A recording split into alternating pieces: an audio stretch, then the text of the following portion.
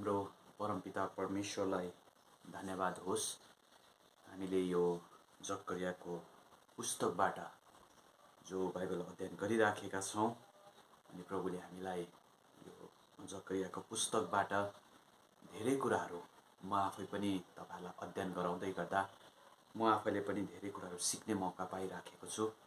अनि मलाई विश्वास छ तपाईहरुले धेरै कुरा नसिके तापनि थोरै कुराहरू तपाईले सिकिराख्नु भएको छ, जसद्वारा हामीलाई हाम्रो ख्रीष्टीय जीवनमा अनि आउँदो दिनहरूमा परमेश्वरको वचनबाट गहिरो कुराहरू बुझ्नको लागि यो बाइबल अध्ययनले हामीलाई धेरै क्षेत्रमा सहायता पुर्याउनेछ।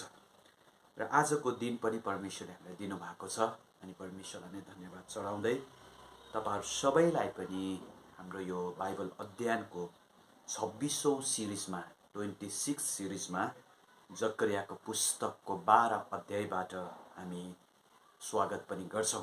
आजको हाम्रो बाइबल अध्ययन 26औं सिरिज हो अनि जो चाहिँ जकरियाको पुस्तक 12 अध्यायको 1 देखि लिएर 14 पदसम्म छ।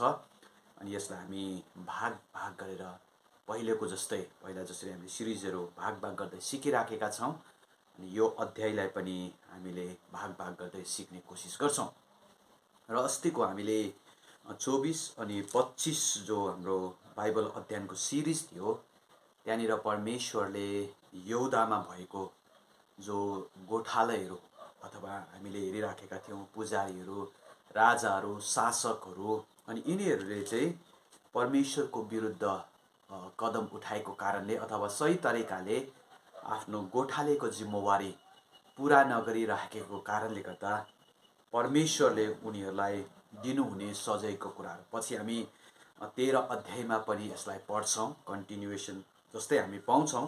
र त्यो कुरोलाई हामीले सिध्याइ राखेका थियौं भनेदेखि त्यहाँनिर प्रभुले कसरी यो गोठालेहरू जसले चाहिँ परमेश्वरको पाएको जिम्मेवारीलाई सही तरिकाले पूरा गरिराखेको छैन अनि परमेश्वरको न्यायका कुराहरू हामी यहाँनिर पाइराखेका छौं। पछि हामी 13 अध्यायमा पनि यसलाई अध्ययन गर्छौं भने आजको 26औं सिरिजमा 26th सिरिजमा चाहिँ हामी के हेर्दैछौं भने परमेश्वरले अब यहुदालाई के गरेको छ, शक्तिशाली हुने एउटा शक्तिशाली बनाउने परमेश्वरले त्यहाँनिर प्रतिज्ञा गर्नुभएको कुरालाई हामी देखिराखेका छौं। परमेश्वरले यहुदालाई महान बनाउनु हुनेछ, परमेश्वरले यहुदालाई फेरि पनि बनाउने शक्तिशाली सामर्थ्यले बनाउने प्रतिज्ञा अनि यसको शीर्षकमा पनि हामी यहाँनिर पाइराखेका छौं। र हामी बिस्तारै अध्ययन गर्दै गर्दा 1 पद 12 अध्यायको 1 पदमा यसो भन्छ, इजरायलको विषयमा परमप्रभुको ईश्वर बानी, आकाश फैलाउनु हुने, पृथ्वीको जग बसाल्नु हुने र मानिसभित्र त्यसको आत्मा रच्नु हुने परमप्रभु यसो भन्नुहुन्छ। हामी यहाँनिर जकरियाद्वारा अब फेरि पनि परमेश्वरले इजरायलीहरूलाई, हामी यो कुरोलाई नबिर्सौं, पहिलो बाइबल अध्ययनमा पहिलो सिरिजहरुमा मैले यो कुरो तपाईलाई बताइराखेको थिएँ। जकरिया अगमवक्ताले जो अगमबानी बोलिराखेको छ यो चाहिँ यहुदा जुडिया उसमा बोलिराखेको छ, जुडिया जग्गामा यहुदाको भूभागमा उनी बोलिराखेको छ। अनि हामीले यो कुरोलाई पनि बिर्सनुहुन्न, यति बेला इजरायलीहरू चाहिँ बेबिलोनको हातबाट कतिजना कैदीहरू फर्केर आएको छ। र यहाँनिर हामी कन्फ्युज हुनु हुँदैन, यो इजरायलको विषयमा परमप्रभुको ईश्वर बानी माथि यहुदा लेखेको छ, फेरि मुनि इजरायल भनेर आएको छ। यसमा हामी अलिकति कन्फ्युज हुनु हुँदैन। यो इजरायलीहरू चाहिँ एज समक्ष 12 वटा कुललाई नै इजरायली भनेर चिनिन्दथ्यो। तरै पनि हामी जब पनि अलिकति यसलाई बुझ्ने कोसिस गर्यौं भनेदेखि यरोबाम जब राजा सुलेमानको छोरोको समयमा तपाईले पहिलो राजा 11 अध्यायको 26 देखि 40 अनि 12 अध्यायको 16 र 19 देखि उता पढ्दै जानु पर्ने यरोबाम राजाको समयमा चाहिँ अलिकति तपाईलाई रिभ्यू पनि, यरोबाम राजाको समयमा चाहिँ इजरायलीहरूको 12 वटा कुलहरुमा चाहिँ कुलहरु चाहिँ अलग भएको थियो। अनि जो 10 वटा कुलहरु जति 10 वटा कुलहरु छन् जो चाहिँ अशेर, दान, अप्रेम, गाद, इसाकार, मनश्शे, नप्ताली, रुबेन, सिमियोन अनि यिनीहरू यो 12 वटा अनि जबुलुन यो 12 वटा जो ट्राइबहरू छ यो मध्ये 10 वटा चाहिँ 10वटा ट्राइबहरू चाहिँ यिनीहरू चाहिँ माथि इजरायलपट्टि बसेका थिए र यहुदामा चाहिँ हामी जसलाई हेर्छौँ यहुदामा केवल 2वटा मात्र ट्राइबहरू बसेका थिए, कुलहरू बसेका थिए, यहुदा अनि बेन्जामिन र यिनीहरू चाहिँ यो यहुदामा बसेको थियो। 10वटा कुल जो माथि छुट्टिएर बसेका थिए जसलाई इजरायल भनेर भनिन्थ्यो अनि जसको त्यो समयमा किङडम चाहिँ हामी क्यापिटल चाहिँ हामी समरियालाई पाउँछौँ भने यहुदाको क्यापिटल चाहिँ हामी के भन्छ यरुसलेमलाई पाइराखेका छौँ र यो छुट्टिएको थियो। अनि यहाँनिर इजरायलको विषयमा भनेर भन्दै गर्दाखेरि हामीले एज अ समक्ष इजरायललाई हेर्दैछौँ अनि तीमध्ये चाहिँ पहिलो कुरो चाहिँ हामीले हेर्दै गरेको जकरिया चाहिँ यो समयमा यहुदा कुल अथवा बेन्यामिन र यहुदाहरूको जो भूभाग थियो त्यो भूभागमा उहाँले सेवाकाई गरिराख्नु भएको थियो। अनि यहाँनिर चाहिँ इजरायल भन्दा हामी त्यो माथिकोलाई नबिर्सौँ 10वटा ट्राइब जोहरू त्यहाँनिर छरेर बसेको छ, सायद उनीहरूलाई पनि परमेश्वरले इन्क्लुड गर्नु चाहनु भएको हो या त हामी समक्ष इजरायलीहरूलाई नै परमेश्वरले यो प्रतिज्ञा अथवा ईश्वरवाणी प्रभुको वचन परमेश्वरको सन्देश बताइराख्नु भएको छ। अनि यो कुरोलाई हामी हेरेर अघि बढ्दै जाँदै गर्दाखेरि चाहिँ अब यहाँ परमेश्वरले के भन्नुहुँदैछ भनेदेखि यिनीहरूमाथि चाहिँ मेरो विषयबाट चाहिँ परमेश्वरले ईश्वरवाणी बोल्दैछ अनि आफ्नो परिचय परमेश्वरले यहाँनिर गरिराख्नु भएको छ। 3वटा कुरा, पहिलो कुरो चाहिँ परमेश्वरले आफूलाई एउटा सृष्टिकर्ताको रूपमा इजरायलीहरूलाई देखाइराख्नु भएको छ, सृष्टिकर्ताको रूपमा परमेश्वरले यहाँनिर बताइराख्नु भएको छ। दोस्रो कुरो चाहिँ परमेश्वर चाहिँ सर्व अधिकार, सबै कुरो चाहिँ अधिकार चाहिँ परमेश्वरमा छ भन्ने अनि परमेश्वर चाहिँ सर्व सामर्थ्य परमेश्वर भन्ने कुरोलाई चाहिँ योद्वारा चाहिँ परमेश्वरले आफ्नो परिचय दिइराख्नु भएको छ। अनि यहाँ भन्नुहुँदैछ सृष्टिकर्ताको रूपमा हामी हेऱ्यौँ भने आकाश फैलाउनु हुने र पृथ्वीको जग बसाल्नु हुने परमेश्वरले आफ्नो परिचय दिँदै गर्दाखेरि म यो ईश्वर त्यो परमेश्वर बोल्दैछु जो परमेश्वर चाहिँ सृष्टिकर्ता परमेश्वर हुनुहुन्छ जसले चाहिँ आकाश र पृथ्वीको जगलाई बसाल्नु भयो। सृष्टिका कुरा प्रभुले गर्नुभयो, इजरायलीलाई एकपल्ट फेरि रिमाइन्ड गराइराख्नु भएको छ, म परमेश्वर चाहिँ केवल तिमीहरूको इजरायलीहरूको परमेश्वर, तिमीहरूको पिता पुर्खाको परमेश्वर मात्र होइन, तर म परमेश्वर तिमीहरूसँग बातचित गर्दै गरेको जकरियाद्वारा बोल्दै गरेको परमेश्वर चाहिँ अब्राहम, इजाक, याकुबका परमेश्वर मात्र नभएर तर सृष्टिको परमेश्वर पनि हुँ, आकाशलाई बनाउनु हुने। यहाँनिर परमेश्वरले आफ्नो परिचय दिँदै गर्दाखेरि म सृष्टिकर्ता ईश्वरको रूपमा प्रभुले यहाँनिर परिचय दिइराख्नु भएको छ। अनि हामी यसलाई अलिकति बुझ्नको लागि बाइबलको अरू खण्डहरू पनि पढ्यौँ भनेदेखि हामी यहाँनिर पनि यो कुरालाई बताइराखेको पाउँछौँ। जब हामी उत्पत्ति 1:1 परमेश्वरले भन्नुभयो, आदिमा परमेश्वरले के गर्नुभयो, सारा आकाशलाई पृथ्वीलाई सृष्टि गर्नुभयो।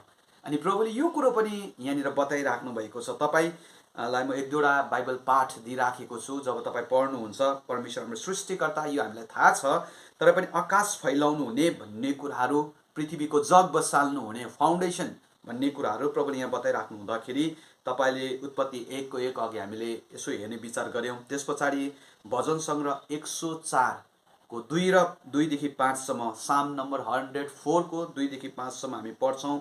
आमोसको पुस्तक 4 अध्यायको 13 पद, त्यही आमोसको पुस्तक 5 को 8 अनि हामी यशाया 42 को 5 लाई हामी पढ्छौँ। त्यसरी नै यशाया 44 को 24, नेहेमिया 9 को 6 अनि कलसी 1 को 16 अनि हितोपदेश 3 को 19। यो पदहरूमा हामी यो बाइबल पाठ खण्डहरूमा पढ्यौँ भनेदेखि चाहिँ हामी के पाइराखेका छौँ भने परमेश्वर हाम्रो सृष्टिकर्ता आकाश फैलाउनु हुने भन्ने कुरोलाई यहाँनिर बताइराखेको छ अनि पृथ्वीको जग बसाल्नु हुने। र यहाँ परिचय दिँदै गर्दाखेरि चाहिँ म चाहिँ के हुँ, एउटा सृष्टिकर्ता परमेश्वर हुँ, अब्राहम इजाकको परमेश्वर मात्र होइन, तर म तिमीहरूलाई बनाउनु ने।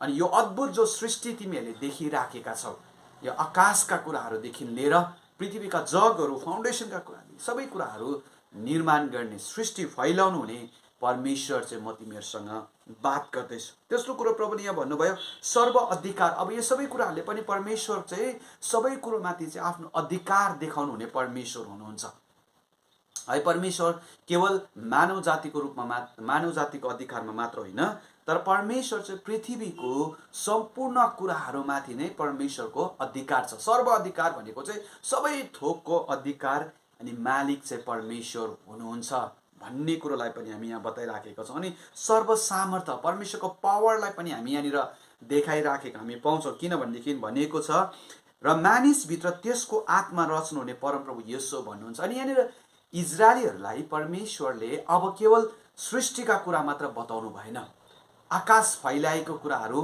अनि अरू थोकहरूको कुरा मात्र गर्नु भएन, तर तिमी मानिसहरू जतिजना पनि छौ ती मानिसहरू भित्र पनि मेरो श्वास चाहिँ मेरो सास चाहिँ फुकिएको छ अनि त्यो आत्मा रच्नु हुने परमेश्वर चाहिँ भन्नुहुन्छ तिमीहरूलाई। फेरि पनि यहाँनिर सृष्टिका कुरा नै हामी हेऱ्यौँ भने परमेश्वरले जब हामी सृष्टिको वर्णनको दोस्रो कुरालाई हामी देख्छौँ, उत्पत्ति 1 अध्यायमा हाम्रो पहिलो विवरण छ भने उत्पत्ति 2 अध्यायमा अर्को विवरणलाई हामी देख्दै गर्दाखेरि परमेश्वरले त्यहाँनिर चाहिँ यद्यपि हाम्रो के भन्छ उत्पत्ति 1 अध्यायको 25, 26, 27मा हामी पढ्यौँ भने परमेश्वरले मानव जातिलाई आफ्नै स्वरूपमा नर अनि नारी गरिकन सृष्टि गर्नुभयो भनेर हामी वर्णन पाउँछौँ भने यता 2 अध्यायमा हामी आउँदै गर्दा 2 अध्यायको 6मा हामी आयौँ भने त्यहाँनिर के भनेको छ भने परमेश्वरले मानवलाई चाहिँ कसरी बनाउनु भयो, मानव जातिलाई भूमिबाट परमेश्वरले बनाउनु भयो। अनि त्यो मानिस चाहिँ भूमिबाट बनाएको कारणले जब त्यति बेलासम्म जीवित थिएन, त्यति बेलासम्म चहल पहल गर्दैन थियो जबसम्म परमेश्वरले उनीमाथि चाहिँ आफ्नो श्वास फुकिदिनु भएन।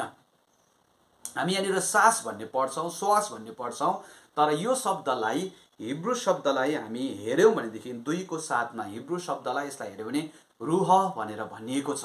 अनि रूह चाहिँ के हो भनेर यसको हाम्रो गहिरो मिनिङमा हामी बुझ्दै गयौँ भने रूह चाहिँ परमेश्वरको आत्मासँग तुलना गरेछ। आत्मा हो, श्वास चाहिँ परमेश्वरले जब आदमलाई बनाउनु भयो, पहिलो मानिसलाई बनाउनु भयो, तब बनाइसके पछाडि परमेश्वरले चाहिँ त्यो मानिसमाथि चाहिँ आफ्नो श्वास फुकिदिनु भयो अनि आत्मा लगाइदिनु भयो। रूह भनेर चाहिँ हिब्रू शब्द चाहिँ वर्णन गरिएको छ 2:7मा हामी हेऱ्यौँ भनेदेखि। अनि त्यसलाई चाहिँ रूहलाई चाहिँ आत्मा भनेर हामी अनुवाद गरेको वर्णन गरेका पाउँछौँ। र यहाँनिर भन्नुहुँदैछ म त्यसभित्र आत्मा रच्नु हुने, म मानिसलाई बनाउने मात्र होइन तर तिमी भित्र दिएको आत्मा रच्नु हुने। अनि हामी यसै कारण उपदेशक 12:7मा पढ्यौँ भने पनि भनिएको छ आत्मा दिनुहुने परमेश्वर जसले चाहिँ आत्मा उहाँ कहाँ फर्किनुभन्दा अगाडि नै जसले दिनुभएको छ उहाँले लिएर जानुभन्दा अगाडि नै तिमीहरूले परमेश्वरको के गर, सम्झना गर भनेर उपदेशक 12:7मा हामी वर्णन पढेका पाउँछौँ। अनि यसले पनि के बताउँदैछ भनेदेखि चाहिँ परमेश्वरले चाहिँ इजरायलीलाई के बताउनु हुँदैछ, केवल सृष्टिका कुराहरू मात्र होइन तर तिमीहरूमाथि मेरो आत्मा मैले हालिदिएको छु अनि त्यो आत्मालाई सृष्टि गर्नुहुने परमेश्वर भन्नु हुँदैछ। र यहाँबाट हाम्रो लागि यो पनि हो हामी परमेश्वरको रचनाहरू हौँ, परमेश्वरको सृष्टि हौँ अनि परमेश्वरको श्वास, परमेश्वरको आत्मा तपाईँ अनि म माथि छ भन्ने कुरो पनि हामी यहाँबाट सिक्दैछौँ है। अनि यहाँनिर कतिजनाले यसरी नै अनुवाद गरेको रहेछ कि यो इजरायल भन्ने शब्दलाई अघि हामीले एज अ होल हेर्दै थियौँ, 12वटा ट्राइबलाई हामीले हेर्ने कोसिस गरिराखेका थियौँ। तर यहाँनिर चाहिँ धेरैजना बाइबलको विद्वानहरूले चाहिँ के पनि भन्दैछ यो इजरायललाई चाहिँ के पनिसँग तुलना गरेको छ भन्दाखेरि यीशु प्रभु आइसक्नु भए पछाडि यीशु प्रभुद्वारा अब अन्य जातिहरू, हामी अन्य जाति भन्ने शब्दलाई एकपल्ट म यहाँ फेरि तपाईँलाई याद गराउन चाहन्छु। बाइबलमा जो अन्य जाति भन्ने शब्द प्रयोग गरिएको छ, जेन्टाइल्स भन्ने शब्द प्रयोग गरेको छ, अनि अहिले हामीले प्रयोग गरिराखेको अन्य जाति भन्दा यो शब्दभित्रै भिन्नता हो। हामीले धेरैपल्ट मानिसहरूलाई अन्य जाति भनेर हामी सम्बोधन गर्छौँ जसले प्रभुलाई पाएको छैन। र अहिले हामी यो शब्दहरूलाई धेरै चेन्ज गरिराखेका छौँ, बताइराखेका छौँ। अनि म तपाईँहरूलाई यो पनि बताउन चाहन्छु कि हामीले अरू प्रभुलाई नपाएका व्यक्तिहरूलाई हामीले बताउँदै गर्दाखेरि सायद यो शब्द हाम्रो लागि असल भएर जान्छ। अन्य विश्वासका भाइ बहिनीहरू, साथी सङ्गीहरू अथवा अन्य धर्मावलम्बीका प्रियहरू। अनि अन्य जाति भन्ने बाइबलमा वर्णन गरेको छ जेन्टाइल्सहरू। त्यो जेन्टाइल्सहरू चाहिँ को हो भन्दा यहुदी जातिदेखि बाहेक। अनि बाइबलको जो अन्य जाति भन्ने शब्द छ त्यो अनुसार तपाईँ अनि म पनि अन्य जाति हौँ। त्यो चाहिँ के हो भन्दाखेरि यहुदी धर्मदेखि यहुदी जातिदेखि बाहेक सबैलाई अन्य जाति भनेर भनिन्दथ्यो। अनि यो इजरायल चाहिँ अब यीशु प्रभु आइसके पछाडि यीशु प्रभुको मृत्यु र पुनरुत्थानको कारणले क्रुसमा बगाउनु भएको रगत अनि त्यसमा पाप क्षमा भएको कारणले गर्दाखेरि अब अरूहरूले पनि येशूलाई पाउन थालेको थियो। अनि यही कुरोले गर्दाखेरि हामी प्रेरित 15 अध्यायमा देख्छौँ एउटा ठुलो महासभा पहिलो शताब्दीको मण्डलीमा बस्नु पर्यो। किन भन्दाखेरि केवल यहुदीहरू मात्र होइन, तर यहुदीदेखि बाहेक अन्य जातिले नै अब प्रभुलाई पाउँदैछन् र यिनीहरूले पनि यो के भन्छ इजरायल अथवा यहुदाको व्यवस्था अनुसार खतना गर्नुपर्छ भन्ने विषय लिएर एउटा महासभा भएको थियो। अनि त्यो कुराहरू हामी पाइराखेका छौँ भने यहाँनिर पनि इजरायल भन्ने शब्दले चाहिँ अब केवल त्यो पार्टिकुलर 10वटा ट्राइबलाई 12वटा ट्राइबलाई मात्र कुललाई मात्र नबुझाएर, तर अहिले हामी जतिजना पनि प्रभुलाई पाइएकाहरू छौँ यी सबै पनि हामी अब्राहमको सन्तान, विश्वासको कारणले अब्राहमको सन्तान हौँ अनि इजरायलीहरू हामी पनि हौँ भन्ने कुरोलाई चाहिँ यहाँनिर धेरै बाइबलको के भन्छ विद्वानहरूले अनुवाद गरेर यो हाम्रो लागि पनि हो भन्ने कुरा पनि यहाँनिर बताइराखेको हामी पाउँछौँ। यो हामी 1 पदमा। 2 पदमा भनेको छ, हामी अघि बढ्दै जाँदा, हेर म यरुशलेमलाई त्यसका चारैतिरका जातिहरूका निम्ति धर्मराइदिने कचौरा तुल्याउने छु औ यरुशलेमको घेरामा यहुदा पनि त्यस्तै हुनेछ। अब परमेश्वरले फेरि इजरायल भन्नुभयो, त्यहाँदेखि इजरायलदेखि अलिकति प्रभु अगाडि बढेर परमेश्वरले भन्नुहुँदैछ म यहुदालाई, अनि यहुदा मात्र होइन अब यरुशलेमलाई हामीले राम्रो बुझिराख्नुपर्छ। यहुदा भन्ने जब बुझिन्छ शब्द, यो शब्दले चाहिँ अघि हामीले हेरेको यहुदा र बेन्यामिनको हरेक कुललाई बुझाउँदथ्यो, एज अ होल बुझाउँदथ्यो। तर यरुशलेमलाई चाहिँ यहाँनिर भनिएको छ। यरुशलेम चाहिँ किन बतायो भन्दाखेरि किनभने त्यो समयमा यरुशलेम चाहिँ परमेश्वरको उपस्थितिको एउटा सहर थियो, साथसाथैमा यरुशलेम चाहिँ एउटा के पनि थियो, त्यो यहुदाको लागि एउटा क्यापिटल पनि थियो, सहर पनि थियो अनि एउटा प्रमुख जग्गा पनि थियो।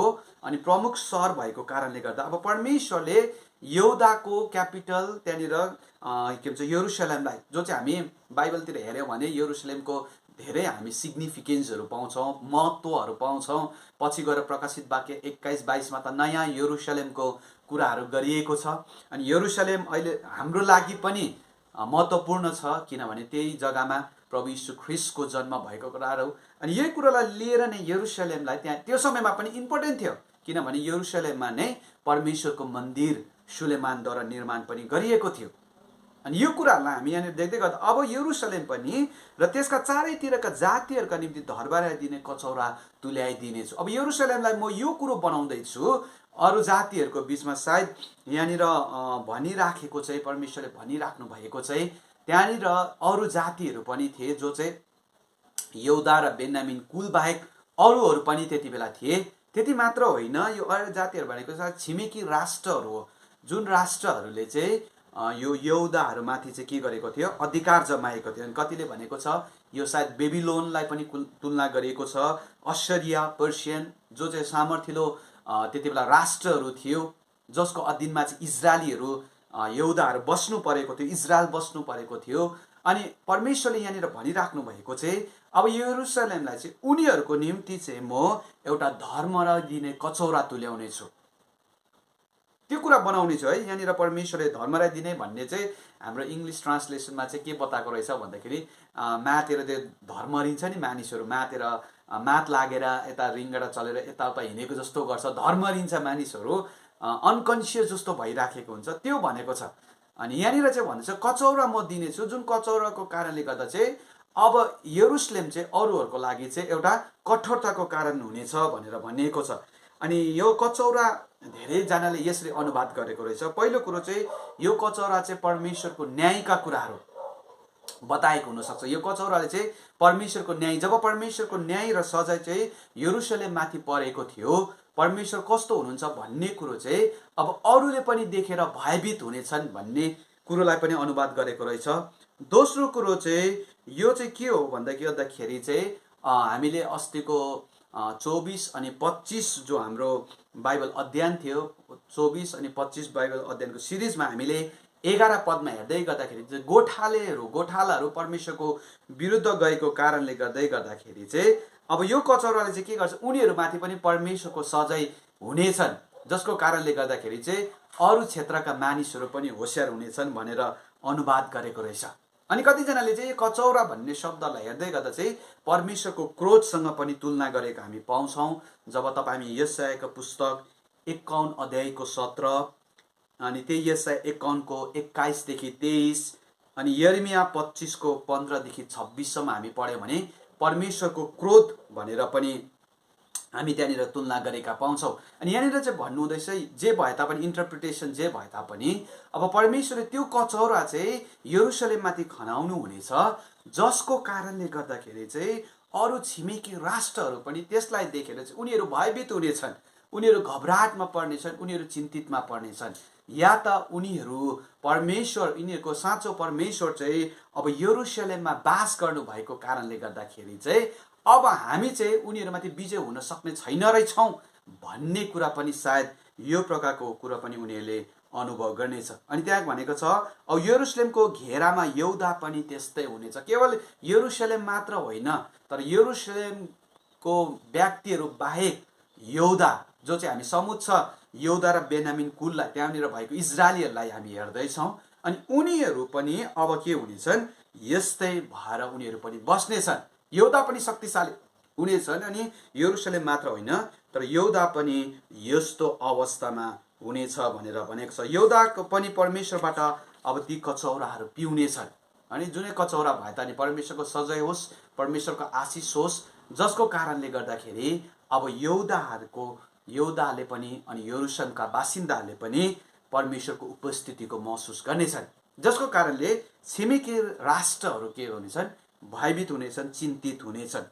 तिनले भन्छ त्यस दिन, यहाँ हामी अहिले बिस्तारै त्यस दिन म यरुशलेमलाई सबै जातिहरूका निम्ति एउटा गरुङ ढुङ्गा तुल्याइदिनेछु, त्यसलाई उचाल्ने सार्ने सबैले साह्रै चोट पाउनेछन् औ पृथ्वीका सारा जाति त्यसको विरुद्धमा भेला हुनेछन्। अनि यहाँनिर परमेश्वरले अब यरुशलेमलाई अझ प्राथमिकता दिइकन भन्नुहुँदैछ त्यो दिन।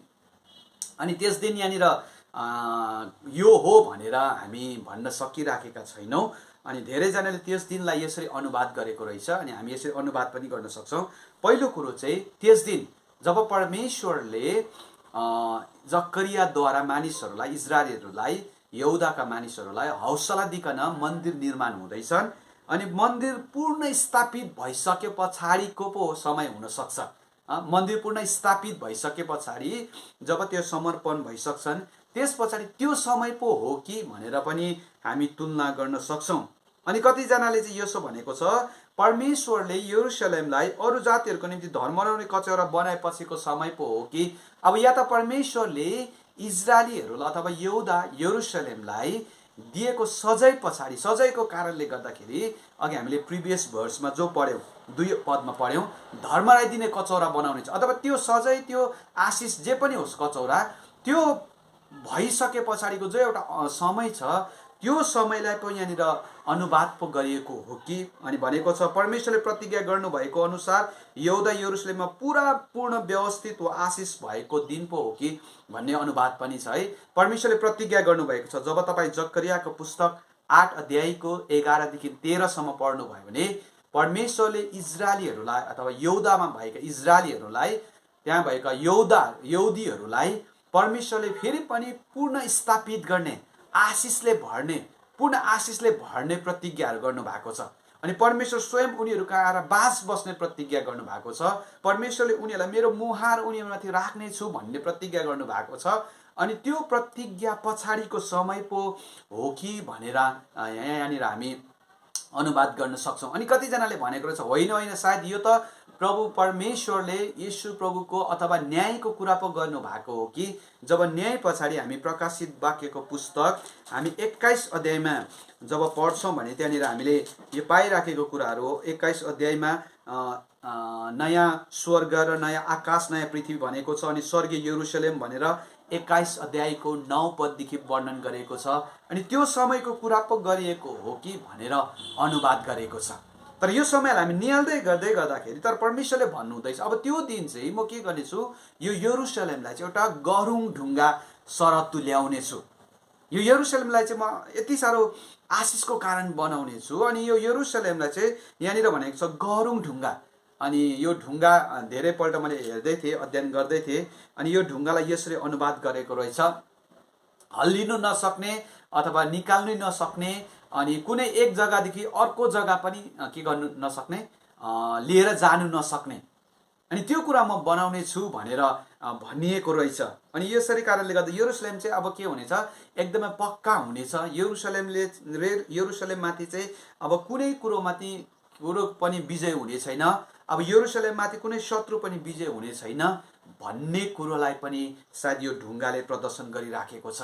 अनि कतिजनाले यसो भनेको रहेछ, होइन यो ढुङ्गा चाहिँ येशू प्रभुसँग पनि तुलना गरिएको हो, येशू प्रभुको जन्मसँग पनि, अनि येशू प्रभुको आगमनको समयमा होस् या येशू प्रभु स्वयंलाई यो ढुङ्गा देखाइएको हो भनेर पनि कतिजनाले भनिएको छ। जब हामी दानियलको पुस्तक 2:45 अनि यशाया 28:16लाई हामी पढ्यौँ भनेदेखि यो तरिकाले हेर्दै गर्दा येशू प्रभुलाई सायद देखाएको हो भनेर पनि हामी यहाँनिर अनुवाद गरेको अनि इन्टरप्रिटेसन गरेको हामी पाउँछौँ। येशू मसीह आएको कारणले गर्दाखेरि अब धेरैजनाहरूको लागि चाहिँ यो यरुसलेम चाहिँ आशिषको कारण हुनेछन्, मुक्तिको कुराहरू लिएर आउनेछन् भन्ने कुरा पनि हो भनेर हामी यहाँनिर अनुवाद गरेका पाउँछौँ। अनि यो ढुङ्गा यरुसलेममाथि अब विजय हुने छैन भन्ने कुरालाई देखाएको छ। अनि यहाँनिर के भन्दैछ भन्दाखेरि त्यसलाई उचाल्न सार्ने सबैले साह्रै चोट पाउनेछन् औ पृथ्वीका सारा जाति त्यसको विरुद्धमा भेला हुनेछन्। अनि यहाँनिर के भन्दैछ, यदि कसैले पनि अब यरुसलेमलाई त्यो कुरा म बनाउने छु, गरौँ ढुङ्गा बनाउने छु जसले कसैले उचाल्न सक्दैनन्, यदि कसैले प्रयास गरिहाल्यो भने पनि, यदि त्यो ढुङ्गालाई उचाल्ने प्रयास गरिहाल्यो भने पनि अब उनीहरू चाहिँ चोटको अनुभव गर्नेछन्। अनि हामीले एक अध्ययन गरिराखेका थियौँ, जब हामी जकरियाको पुस्तक 9 अध्यायलाई अध्ययन गर्दै गर्दाखेरि त्यहाँनिर परमेश्वरले केवल यरुसलेम मात्र होइन, तर परमेश्वरले यहूदालाई मात्र होइन, तर परमेश्वरले छिमेकी राष्ट्रहरूलाई पनि परमेश्वरले सजाय दिने प्रतिज्ञा गर्नुभएको थियो, प्रतिज्ञा गर्नुभएको पाउँछौँ।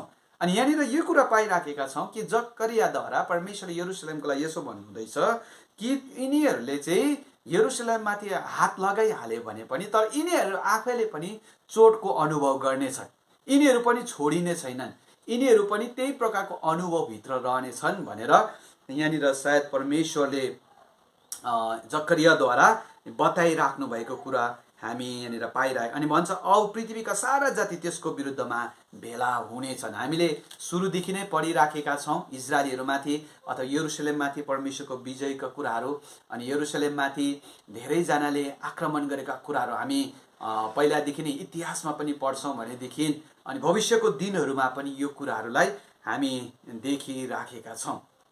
त्यस पछाडि हामी 4 पदमा आउँदा परमप्रभु यसो भन्नुहुन्छ, त्यस दिन म हरेक घोडालाई तेर्साइदिनेछु र त्यसको सवारलाई बहुला तुल्याइदिनेछु है, तर यहूदाको घरानामाथि म मेरो दृष्टि राख्नेछु, जब अन्य जातिको हरेक घोडाहरूलाई म दृष्टिहीन तुल्याइदिनेछु। परमेश्वरले फेरि अघि बढ्दै जाँदै गर्दा प्रभुले यहाँनिर भनिराख्नु भएको छ, अब म त्यो दिन त्यसका शत्रुहरू, त्यस दिन अघि हामीले हेऱ्यौँ, त्यस दिनमाथि अघि हामीले भर्खरै मात्र 3 पदमा हामीले अध्ययन गर्ने कोसिस त्यहाँ पनि लेखेको छ त्यस दिन भनेर। अनि यहाँनिर पनि के भन्दैछ भन्दाखेरि त्यस दिन म हरेक घोडालाई तर्साइदिनेछु भनेर यहाँनिर हामी बताएका पाउँछौँ। अनि त्यो समयमा लडाइँ गर्नेहरू धेरै हात हतियारमध्ये पशु घोडा एकदमै शक्तिशाली रूपमा चिनिन्दथ्यो।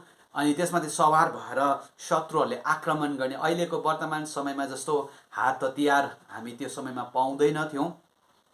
अहिलेको समयमा त लडाइँ भइहाल्यो भने पनि एक जग्गा बसेर धेरै टाढोसम्म मिसाइलहरू फ्याँकेर लडाइँ गर्न सकिन्छ। जस्तै अहिले हामी उदाहरणको रूपमा युक्रेन र रसियालाई हेऱ्यौँ भनेदेखि धेरै जग्गाहरूबाट टाढोबाट नै त्यहाँनिर बमबारीहरू भइराखेको छ। तर त्यो समयमा घोडा एउटा प्रमुख एउटा लडाइँको हतियारको रूपमा लिन्थ्यो भनेदेखि त्यहाँनिर प्रभुले भन्नुहुँदैछ त्यो घोडाहरूलाई पनि म तर्साइदिनेछु।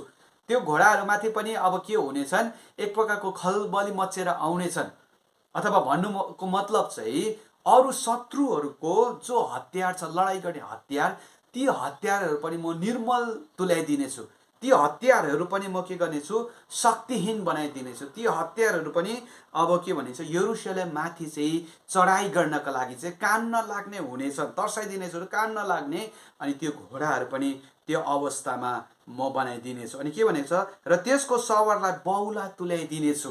अनि परमेश्वरले यहाँनिर केवल घोडाहरूको मात्र कुरा गर्नु भएन, तर परमेश्वरले त ती व्यक्तिहरू जो व्यक्तिहरूले चाहिँ यो घोडामाथि चढेर सवार गर्दैछ, विजय गर्न आउँदैछन्, यिनीहरू पनि बहुला भनेको हामी हाम्रो उसमा हेऱ्यौँ भनेदेखि काम नलाग्ने, यिनीहरू लक्ष्यहीन, अनि के गर्नु जाँदैछ कसो गर्नु जाँदैछ यिनीहरूलाई वास्ता छैन, कहाँ जाँदैछ के भइराखेको छ भन्ने कुराहरूलाई हामी यसो हेऱ्यौँ भनेदेखि कोही व्यक्तिहरू हामी यो अवस्थामा जब हामी गाउँघरमा अथवा बाटोतिर हामी यात्रा गर्दै गर्दा देख्यौँ भनेदेखि उनीमा लक्ष्यहीन भएको व्यक्ति हामी पाउँछौँ। त्यस्तो व्यक्तिहरू उनीमा एउटा भिजनै छैन, के गर्नु आँटिरहेको शरीरमा तरङ्ग छैन, केही छैन। अनि यहाँनिर पनि ती कुराहरू बताइराखेको छ। केवल घोडा मात्र होइन, तर त्यसमा सवार हुने जत्तिकै शक्तिशाली राजाहरू भए तापनि, जत्तिकै आफूले आफूलाई महान बलवान के भन्छ शक्ति सामर्थ्य सम्झे तापनि, तर उनीहरूलाई पनि म अब चाहिँ यरुशलेमको लागि,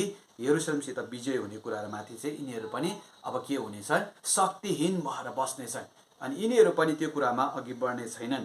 त्यस पछाडि भनेको छ, तर यहुदाको घरानामाथि म मेरो दृष्टि राख्नेछु। परमेश्वरले यहुदाको घराना भन्दै गर्दाखेरि हामीले हेरिराखेका थियौँ, यहाँ हामीले बुझ्नु हुँदैन कि अरू घरानाहरू चाहिँ यहाँनिर इन्क्लुड गरिएको छैन भन्ने बुझ्नु हुँदैन। तर जकरियाले, यति बेला मैले तपाईँलाई बारम्बार भनिराखेको छु, जकरियाले अगमबानी बोल्दै गरेको चाहिँ यहुदा कुल, यहुदा तल उसमा हो, साउथमा यहुदाको किङडममा हो, जहाँनिर चाहिँ यहुदा र बेन्यामिनको कुलहरू मात्र थियो।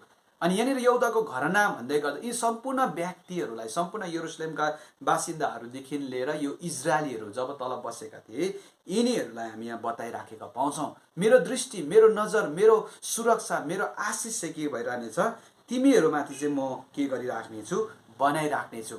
परमेश्वरको दृष्टिले धेरै कुराहरू बताइराखेको हुँदछ, सुरक्षाका कुराहरू बताइराखेको हुँदछ, परमेश्वरको दृष्टिले सामर्थ्यका कुराहरू बताइराखेको हुँदछ, परमेश्वरको दृष्टिले अरू थोकमाथि विजय हुने कुराहरूलाई देखाइराखेको हुँदछ। अहिले हामी अन्तमा आएर पढ्छौँ, यसको 5 पदको अन्ततिर इजरायलीहरूले यही अनुभव गरिराखेको कुरा हामी यहाँनिर पाउँछौँ। अनि परमेश्वरको दृष्टिले चाहिँ विजयका कुराहरूलाई पनि बताइराखेको हामी पाउँछौँ। इजरायलीहरू जब कनान देशतिर जाँदै थिए, अनि कनान देशतिर जाँदै गर्दाखेरि परमेश्वरको दृष्टि इजरायलीहरूमाथि भइराखेको बेला इजरायलीहरूले शत्रुहरूमाथि पनि विजय पाइराखेको कुरो हामी पढ्न पाइराखेका हुन्छौँ। प्रभु यही हो, दिनको समयमा उहाँ बादलको खाम्बो र रातको समयमा उहाँ आगोको खाम्बो भएर एउटा दृष्टि बनाइराखेर प्रभु हिँडिराख्नु भयो, जसको कारणले गर्दाखेरि इजरायलीहरूले सुरक्षाको महसुस गर्दथे, सामर्थ्यको महसुस गर्दथे भन्ने कुरो हामी पाउँछौँ। अब यो दृष्टि चाहिँ म इजरायलीहरूमाथि अथवा यहुदामाथि बनाइराख्नेछु। जब अन्य जातिहरूको हरेक घोडालाई म दृष्टिहीन तुल्याइदिनेछु। अनि यिनीहरू अघि नै हामीले माथि अनुवाद गरिहाल्यौँ, अन्य जाति भन्ने यहुदादेखि, यहुदीदेखि सबै अरूलाई अन्य जाति भन्ने सम्बोधन गरिन्दथ्यो। अनि यिनीहरू पनि के हुनेछन्, दृष्टिहीन हुनेछन् अथवा लक्ष्यहीन हुनेछन्। यिनीहरूले देख्ने छैनन्, अन्धो भएर बस्नेछन्, अनि कता कुद्नु कता दौडिनु, कुनै काम नलाग्ने हतियार भएर बस्नेछन् भन्ने कुरो चाहिँ हामी यहाँनिर पाइराखेका छौँ। अनि 5ले भन्छ, तब यहुदाका मुखियाले आफ्नो आफ्नो मनमा यसो भन्ने छन्, सेनाहरूका परमप्रभु तिमीहरूका परमेश्वरद्वारा यरुशलेमका बासिन्दाहरूले बल पाएका छन्। अब यहाँनिर परमेश्वरले ती गर्नुभएको कार्यहरूलाई देखिकन चाहिँ अब त्यहाँ भएका मुखियाहरूले, त्यहाँ भएका इजरायल अथवा यहुदामा भएका मुखियाहरू, अनि यो मुखियाहरू भनेर धेरै अनुवाद गरेको छ, राजाहरू, पुजारीहरू, अगमवक्ताहरू, अगुवाहरू, अनि सायद त्यो समयमा सैनिकहरू जतिजना पनि थिए, आर्मीहरू, यी सबैहरूले चाहिँ अब के अनुभव गर्नेछन् भनेदेखि चाहिँ परमेश्वर हामीसँग भएको कारणले गर्दा अब हाम्रो शत्रुको हात हतियारहरू पनि काम नलाग्ने भएको कारणले गर्दाखेरि चाहिँ अब परमेश्वर हामीसँग भएको कारणले गर्दाखेरि चाहिँ अब हामीले सामर्थ्य पाएका छौँ, बल पाएका छौँ। अब हामी के भएका छैनौँ, शक्तिहीन भएका छैनौँ।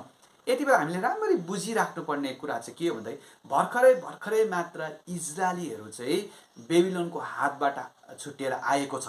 अनि यिनीहरूको पुर्खाहरूको अनुभव, अनि कतिजनाले सायद त्यो समयको लडाइँलाई देखेका थिए। अहिले हामी युक्रेन र रसियाको लडाइँ देखिराखेका छौँ, अनि युक्रेनका धेरै मानिसहरू पलायन भइसकेका छन्, गइसकेका छन्। अनि हामी न्युजतिर पनि, समाचारतिर पनि यो हेर्छौँ, धेरैजना भयभीत भइराखेका छन्। उनीहरूको आँखाकै अगाडि देखेका छन् बमहरू झरेको, उनीहरूको आँखाकै अगाडि देखेका छन्। उनीहरूले आफन्त मरेको, आफ्नो मानिस मरेको, सैनिकहरू मरेको उनीहरूले आफ्नै अगाडि देखेका छन्। अनि यो उनीहरूको लागि एउटा ठुलो चोट लागेको छ। त्यसरी नै इजरायलीहरू जब बेबिलोनले कैद गरेका थिए अनि त्यो समयमा उनीहरूले पनि यो कुरोको अनुभव गरेको थियो। अनि शत्रुहरू चाहिँ शक्तिशाली छ भन्ने अनुभव उनीहरूले गरेको थियो। तर यहाँनिर के भन्दैछ, अब उनीहरू फर्केर आइसके पछाडि चाहिँ अब उनीहरूले बिस्तारै यो कुरोको महसुस गर्नेछन् कि परमेश्वर हामीसँग भएको कारणले गर्दाखेरि चाहिँ अब हामी चाहिँ फेरि पनि बलवन्त बन्दै जान सक्ने रहेछौँ, बलियो बन्दै जान सक्ने रहेछौँ भन्ने कुरो चाहिँ यहाँनिर बताइराखेको छ। हामीले बल पाइराखेका रहेछौँ भन्ने कुरो चाहिँ यहाँनिर बताइराखेको हामी पाइँदैन। उनीहरूले महसुस गर्नेछन् हामी चाहिँ के भने बलवन्त भएका छौँ, बलवन्त बन्दै गइराखेका छौँ, सामर्थ्य पाउँदै गइराखेका छौँ भनेर उनीहरूले के गर्नेछन्, अनुभव गरेर गर्नेछन्। अनि यो हामी यो 26औं बाइबल अध्ययनलाई म यहाँनिर तपाईँहरूको बिचमा अन्त गर्न गइराखेको छु। तर यहाँबाट तपाईँ मैले सिक्नुपर्ने कुरा के हो भनेर सिक्नुपर्ने कुराहरू, पहिलो कुरो चाहिँ हामी परमेश्वरलाई धन्यवाद दिउँ। येशू प्रभुद्वारा तपाईँ अनि म पनि अब्राहमको सन्तान अथवा इजरायलको सन्तान हामी पनि बन्न सकेका छौँ। यद्यपि हामी फिजिकल्ली नेचुरल उसमा होइन, तर आत्मिक तरिकाले हामी बन्न सकेका। दोस्रो कुरो हामीले यहाँ सिक्नुपर्ने, परमेश्वर चाहिँ हाम्रो शक्तिशाली परमेश्वर, सृष्टिकर्ता परमेश्वर हुनुहुन्छ। अनि हामीसँग परमेश्वर भए पछाडि चाहिँ हाम्रो प्रमुख शत्रु, म यहाँनिर कुनै देश विदेशलाई म शत्रु भन्न चाहिराखेको छुइनँ, कुनै व्यक्तिलाई शत्रु भनिराखेको छुइनँ, अथवा हाम्रो विरोधीहरूलाई पनि म शत्रु भन्न चाहिराखेको छुइनँ। तर हाम्रो प्रमुख शत्रु शैतानका हात हतियारलाई पनि यदि हामी परमेश्वरमा रहेर गऱ्यौँ भने त्यो पनि परमेश्वरले निर्मल तुल्याइदिनु हुने रहेछ, शक्तिहीन कमजोरी तुल्याइदिनु हुने रहेछ। अनि 5 पदमा हामी आइसके पछाडि चाहिँ हामीले सिक्नुपर्ने कुराहरू चाहिँ त्यो परमेश्वरको वचन प्रभु हामीसँग भएको कारणले गर्दाखेरि अझ हामी ख्रीष्टीय जीवनमा अघि बढ्नका लागि सामर्थ्य पाउँदै जाने रहेछौँ। शक्तिहीन भएको बेला सामर्थ्य पाउने रहेछौँ, अनि हामी कमजोर भएको बेला परमेश्वरको बलको महसुस गर्ने रहेछौँ, दुःख भएको बेला परमेश्वरको सामर्थ्यको महसुस गर्ने रहेछौँ। अनि त्यसै कारणले गर्दा रोमी 8को हामी 31देखि उता पढ्दै गयो भने भनिएको छ, परमेश्वरको प्रेमबाट हामीलाई कुनै यस्तो कुराहरू छैन जसले चाहिँ हामीलाई अलग गर्न सक्दछ। अनि त्यो कुरो बल अनि सामर्थ्य तपाईँ मलाई मिल्दछ। अनि परमेश्वरले तपाईँ अनि मलाई यो बाइबल अध्ययनको जकरिया पुस्तक 12 अध्यायको 1देखि लिएर 5 पदसम्मको 26औं सिरिजमा हामीलाई धेरै धेरै आशिष प्रदान गरेका हुन्। आमेन।